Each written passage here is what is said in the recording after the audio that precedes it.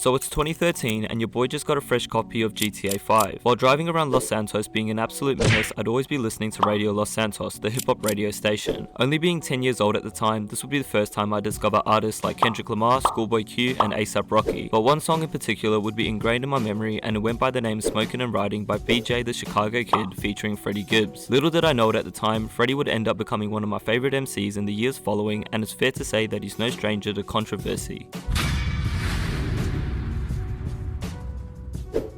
Many of you may know Freddie Gibbs from his highly acclaimed projects with Madlib and The Alchemist. However, his career stretches far beyond those projects. He dropped his first mixtape, Full Metal Jacket, back in 2004, and over the next 8 years he'd go on a mixtape run releasing over 20 projects. During this run, Freddie discovered his signature sound and cemented his place as a gangster rapper from Gary, Indiana, a city long overlooked, known primarily as the birthplace of Michael Jackson. Michael Jackson is from Gary, Indiana.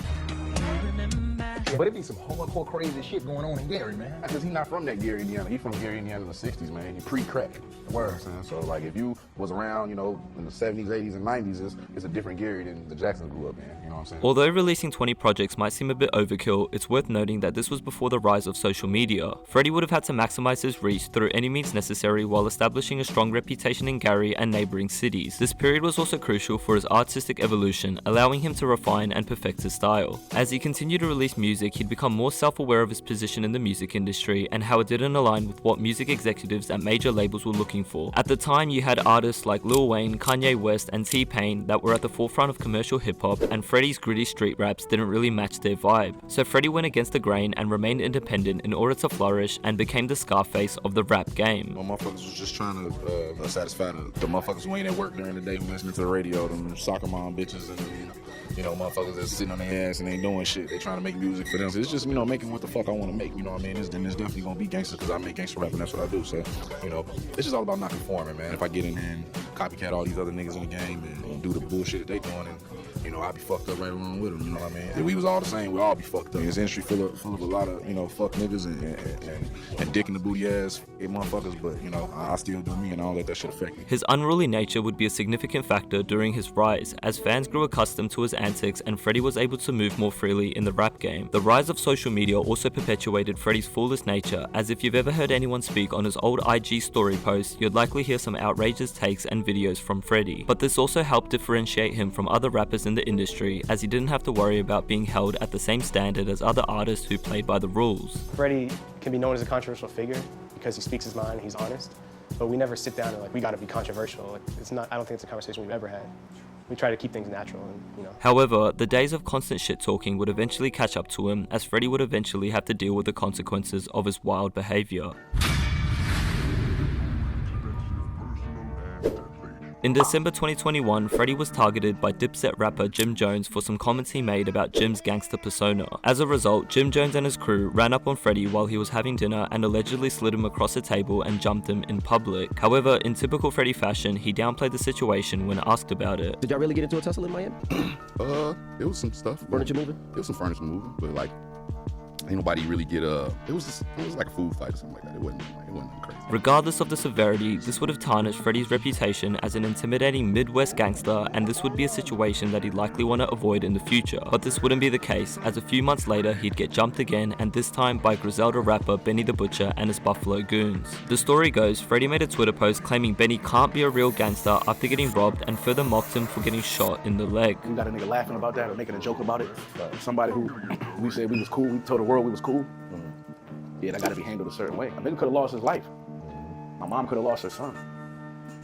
Nigga making light on that for some white kids on Twitter, some suburban kids on Twitter who ain't gonna do nothing, never did nothing. This one hurt fans the most, as Freddie and Benny have collaborated on multiple tracks, and beefing with Benny extends to the rest of Griselda. But now that Freddie had been caught lacking twice, surely he'd learn from these ass whoopings and tone down the social media antics to avoid further damaging his reputation. You can catch me right here, nigga. You know I'm streaming. What the fuck is that tough talk out? Bunch of cap.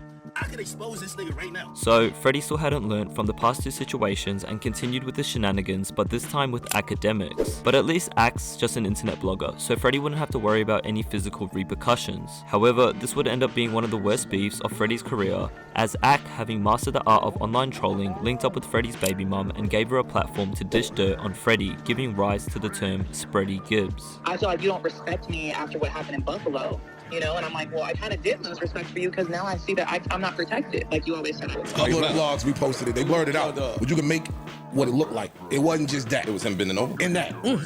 Yes, my nigga. That's why they're calling him Freddie Gibbs, because he was Like, what are we talking about? And just like that, Freddie was cooked. Not only had he been run down in public twice, but he was also the victim in a case of revenge porn. Not very gangster, if you ask me, and left his fans in absolute shambles. As calling yourself a Freddie Gibbs fan in 2024 now required a whole in-depth thesis into his rap career, as everyone knew about him for the wrong reasons. So this poses the question, spanning over 20 years, would all of this controversy signify the end of Freddie's rap career?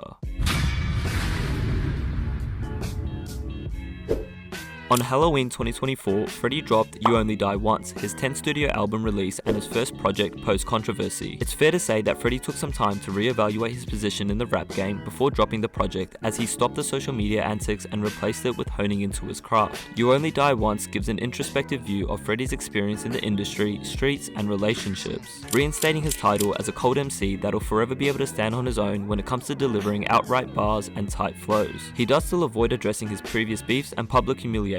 And while I guess avoiding the Freddie Gibbs situation is understandable, it still would have been nice to hear him squash the beef with Benny the Butcher, as they did used to have a previous working relationship, and it would have been great to hear Freddie work with other Griselda members in the future. Throughout the project, we also get to hear Freddie being tempted by the devil to continue his fuckery and commit further wrongdoings. Note, he also does the same for females calling his line, demonstrating a step in the right direction and how he's trying to behave a little bit better when his morals and principles get tested. The content on this record sees Freddie alluding to just a desire to change, to avoid pitfalls he's hit in the past, just focusing more on those who care about him, his life, as well as music, as opposed to the criminal activity that he kind of built a brand around over the years. And narratively, this is for sure a move that is commendable and admirable on Freddie's part, one that he even hesitates to embrace on a few bars of the record, wondering if fans and other rappers alike will still fuck with him if he changes his message or goes about things in a different way, content-wise. Hopefully, Freddie stays on this path, as seeing artists evolve in real time is truly rewarding to see from a fan's perspective and inspires others to follow in suit and keep pushing boundaries. For Freddie, whether that be in acting, more collab albums, or just personal growth, it's exciting to see. Coupled with his relentless work ethic, myself and fans alike are excited to see what he brings to the table next.